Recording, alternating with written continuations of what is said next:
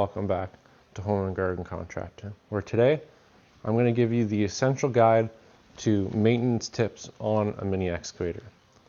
But first, I want to do a little bit of housekeeping. 98% of you guys who watch the channel are not subscribed. So if you've seen one or two of our videos, or if you're liking this video at the end, go ahead and subscribe so that you guys can see whenever I post a new video.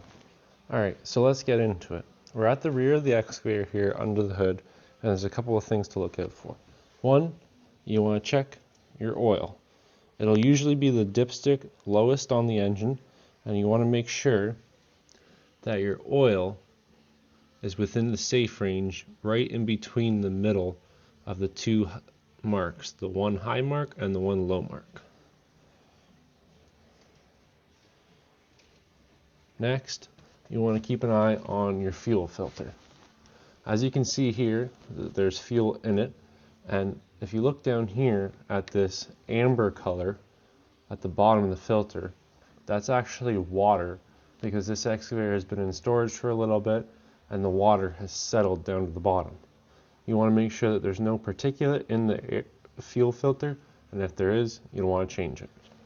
Next, we're over here at the air filter, and to check it, all you do is pop these two little clips and pull off the cover. And as you can see, I dated this one so I know when it was changed last.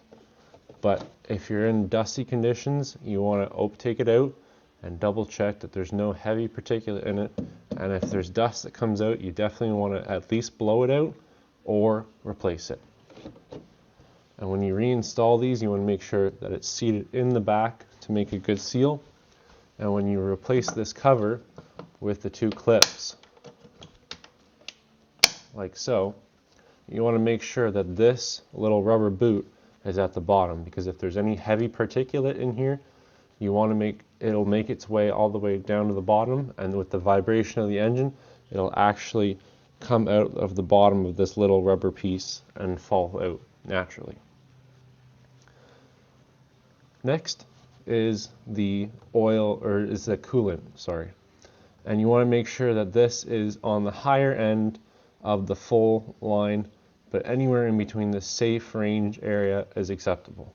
Alright, we are over on the left-hand side of the excavator if you're sitting in the operator's seat. And there's a little sight glass right in here. And if you can see in there, you can see the little red dot on that little window. And you want the hydraulic fluid to be cutting that red dot right in half. And as you can see on this example, the fluid is a little bit low actually, so it's going to need to be topped up. Another area that people often neglect is the battery. It's usually kept under the seat or back in the rear near the hood. And you want to make sure that the water, if it's a lead acid battery, is topped up. You can see the two covers in there. You simply remove those covers. Always, of course, wear safety glasses, and you want to make sure that the water in the battery is up to the fill line. And if not, you can top it up with distilled water. Next thing you want to check is the connections. You want to make sure the battery has a good connection to the terminals, and you want to make sure it's free of corrosion, which this one's definitely going to need some attention. Another good thing to keep up with is greasing. You want to make sure that all these fittings have lots of good grease in them so that they stay nice and tight and lubricated and it's not squeaky. 90% of the work is done on an excavator with this boom, so it's always moving, so you always want to make sure that you keep it well greased. Finally, I'd like to talk about tracks. Tracks often get neglected because people think that they're maintenance free, because unlike tires, you don't have to fill them with air or anything like that. But here, you want to make sure that you check a few things. This is what's called your final drive, and this gear drives the track, which makes it move. And in order to check the oil in here, you have to park your excavator on a level surface, and with these little indicators, level and drain, you want to open up the top only when this guy is level and parallel with the ground, and the oil should be right about here, flush with the hole. And if the oil's up there, you're good to go. If you ever go to change the oil, you drain it through this one, close that one, and fill back up to the top. The next thing is track tension. You want to make sure that the track has enough play and is not too tight. I would refer to your service manual to get your measurements back.